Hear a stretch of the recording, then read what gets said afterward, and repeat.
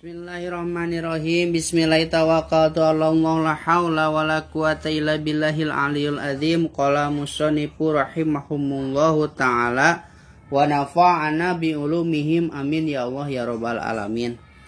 Ayeuna urang lajengkeun deui kana kitab Ta'lim Muta'lim para santri sadayana anu teu acan aya logatan mangga urang logatan sasarengan. Kalau resan dia abdi kitabna kitab matan cuman teu acan aya logatan sami bae ngalogatana mah manual ku urang gitu. Cuman tos aya jabar jaeran wae ieu mah. Lebih ngagampilkeun dina macana. Lamun anu teu acan kirang paham macana. Ayeuna dilajengkeun paslun ari ieu eta hiji pasal takdiruhu huwa paslun. Anu marentah ropana lapad paslun teh nyata amil maknawi rupana ibtida. Pi mahiyatil ilmi dina eta tetep dina mertelakeun mahiyahna ilmu wa fikhi jeung fikih wa fadlihi jeung kautamaanana fikih. Qala parantos ngadawuh saha Rasulullah sallallahu alaihi wasallam Kangjeng Nabi Muhammad sallallahu alaihi wasallam. Tolabul ilmi ari neangan ilmu paridotun eta pardu ala kulli muslimin kasaban-saban muslim lalaki wa muslimatin jeung muslim awewe. Tolabul ilmi paridotun ala kulli muslimin wa muslimatin. I'lam kudunya ho anjeun bi annahu karna sanyanyana tingkah jeung kalakuan tah ye i'lam teh fil amar tina fil sulasi mujarrad bab katilu wazan fa'ila yaf'alu mauzun alima ya'lamu ilman wa ma'laman fa huwa alimun wa dzaka ma'lumun. I'lam tuh kapan bisa tasrifan mah matak penting tasrifan jeung kiasan teh kudu arapal lamun hayang bisa maca kitab gundul. I'lam kudu nyaho anjeun bianahu karna sanyatingkah jeung kalakuan layub tarodu eta henteu pernah pardu ala kulli muslimin kasaban-saban jalma anu Islam atawa kasaban-saban Islam lalaki wa muslimatin jeung kasaban-saban Islam awewe. Tolabu kulli ilmin ari nyuprihna saban-saban ilmu. Bal yubtarodu balik tak dipardukeun alaihi kaya muslimin jeung muslimah tolabul ilmil hali ari nyuprihna ilmu hal. Kama sapertikeun perkara yuqalu anu diucapkeun kana ieu ma afdalul ilmi ilmul hali wa afdalul amali hifdzul hali gitu. Afdalul ilmi ari pang utama-utamana ilmu ilmul hali eta ilmu hal ilmu tingkah laku. Wa afdalul amali jeung ari pang utama-utamana amal hifdzul hali eta ngaraksana kana tingkah.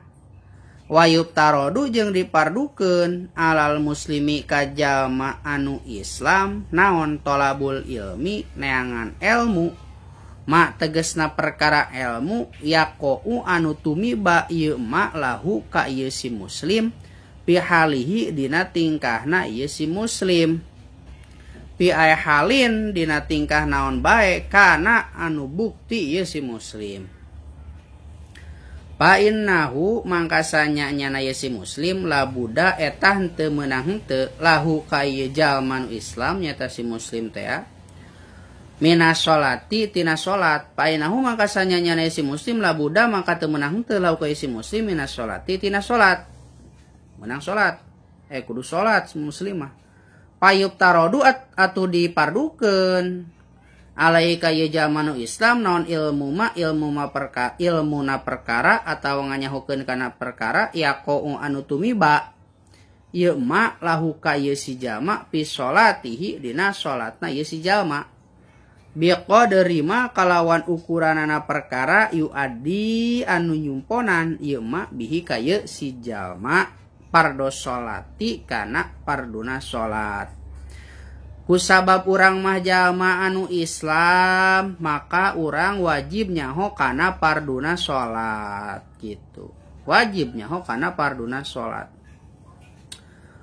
Parduna sholat teh naon rukun sholat. Wajib cenah. Wajibu sareng wajib alaihi ka ieu jalma anu Islam naon ilmu ma nganyahokeun kana perkara yaqou anu tumiba ieu ma lahu ka ieu si muslim. bikodrima kalawan ukuranana perkara yu adi anu nyumponan ieu ma bihi kaitu si jalma al wajiba kana anu wajib lian nama karena sanyanyana ieu ilmu teh ya tawas yu tawasalu eta jadi cukang lantaran bihi kaya si jalma ila iqomatil pardi kana ngadegeunana kana pardu. Jadi ku ilmu teh urang teh nyaho kana pardu-parduna salat gitu. Yakunu tah kaya ieu mah teh pardon eta pardu. Jadi sapertikeun pardu atuh ari ilmu teh. Keur jalma muslim sabab urang butuh salat, matak neangan kana ilmu salat teh hukumna pardu. Wama jeung ari perkara yutawasalu anu jadi cukang lantaran ieu emak bihi kaya si jalma ila iqomatil wajibi kana ngadegeun kana kewajiban yakunu mangka bukti ieu emak teh wajiban eta wajib sarua bae urang nganyahokeun ilmu keur ngadegeun perkara anu wajib maka bukti itu ilmu teh wajib kurang diteangan.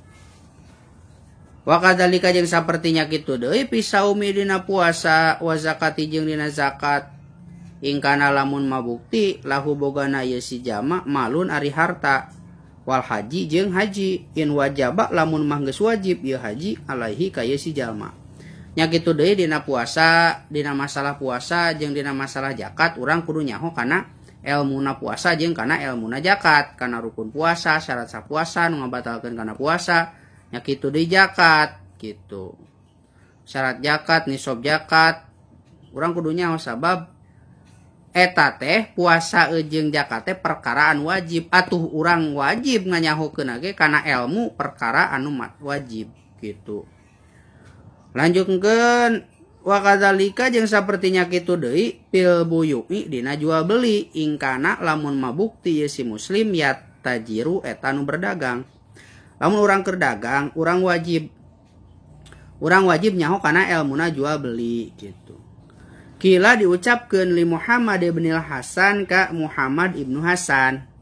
Rahimah muga-muga ngarohmat hu kaya Muhammad bin Hasan saha Allah taala Gusti Allah taala.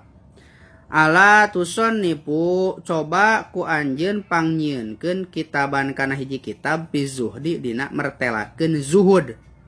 Kala mangka ngada ucap ieu Muhammad bin Hasan sonaftu kana basa sonaftu geus nyieun kuring kitaban kana hiji kitab pil buyui dina masalah jual beli yakni ngamaksud kaula az-zahidu ari anu ngaran zuhud man eta jalma yataharrozu anu ngaraksa ieu si jalma anis subuhati tina pirang-pirang perkara anu subhat wa makruhati jeung pirang-pirang perkara anu dimakruhkeun fit tijaroti dina pirang-pirang dagangan. Jadi ari anu ngaran subhat teh nyaeta urang ngaraksa kana pirang-pirang perkara anu haram jeung anu subhat dina keur dagang. Eta ngaranna juhud. Wa kadzalika jeung sapertinya kitu deui yajib wajib bisa iril muamalati dina sakakarina pirang-pirang gawe hiji jalma wal hirpi jeung pirang-pirang pagawean. Urang ge lamun digawe kudu ngajauhan atau kudu ngaraksa tina pirang-pirang perkara anu haram jeung pirang-pirang perkara anu subhat. Wa kuluman jeung ari saban-saban jalma istagolla anu narima katungkul ieu si jalma bisyai'in ku hiji perkara min hatina itu anu kabeh yuktarodu atuh dimistikeun alaihi ka ieu si jalma naon ilmu taharruji nganyahokeun kana ngaraksa anil harami tina paharaman pihi dina ieu emak. Jadi lamun urang terjun ka dunia perdagangan atau urang digawe di batur atau urang boga pagawean urang kudu nyaho kana perkara anu matak ngaharamkeunana. Tegasna urang kudu ngajauhan perkara anu matak ngaharamkeun atau diharamkeun. Wa kadzalika jeung sapertinya kitu deui yuktarodu dipardukeun alaihi ka itu si jalma naon ilmul ahwalil qulubi ilmuna pirang-pirang tingkahna hate minatawakuli tina buktina tawakal wal inabati jeung balik ka Allah. Ya ilmu hate teh urang teh kudu nyaho cenah kana ilmu hate teh tina buktina tawakal wal inabati jeung balik ka Allah wal khasyati jeung sieun ku Allah. Warido jeung ridho kana papasten ti Allah. Fa innahu mangkasanya nyana ieu ahwalil qalbi nyaeta tingkahna hate teh waqiun eta tumiba fi jami'il ahwali dina sakabehna pirang-pirang tingkah. Wasyarpul ilmi jeung ari mulyana ilmu la yakhfa eta henteu samar deui ieu syarpul ilmi ala ahadin ka satiap jalma. Idhuwa karna sanyanyana ieu ilmu mukhtasun eta ditangtukeun bil insaniyati ka bangsa manusia.